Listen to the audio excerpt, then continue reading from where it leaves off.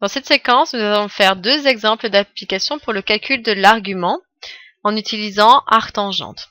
Donc, comme d'habitude, faites une pause sur la vidéo, essayez de faire ça tout seul et puis ensuite venez voir si vous avez juste. Donc, première chose, on va faire le premier, z1 égale 3x moins 5i avec x strictement positif. Donc ici, si on part avec le calcul du module, l'argument de manière classique, il va y avoir du x, ça va être très difficile et on va pas s'en sortir. Donc si on veut trouver l'argument, tout simplement on utilise la théorie des physiciens, on va avoir besoin de a et b. Donc on se souvient, complexe, il s'écrit sous la forme partie réelle, a, plus i fois la partie imaginaire, c'est-à-dire b. On va faire une identification.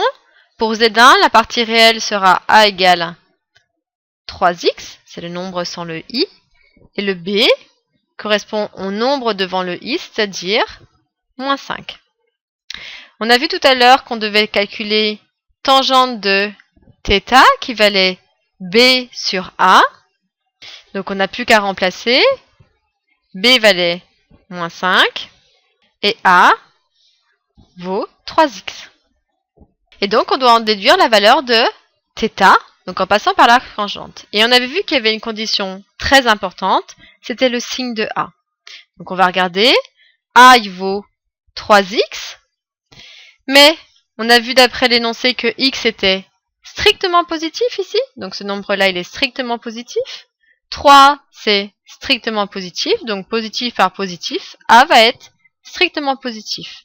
Et d'après le cours, on avait vu que si a était strictement positif, alors θ valait arctangente de b sur a tout simplement. Donc ça va faire arctangente de moins 5 sur 3x. Alors l'intérêt après pour la physique, c'est d'étudier cette fonction, calcul de la dérivée, on trace et puis on cherche à obtenir des résultats. Sur ce principe, essayez de faire le deuxième. Donc même chose pour Z2, on va devoir calculer la valeur de a et b. Donc ici, a vaudra moins 2.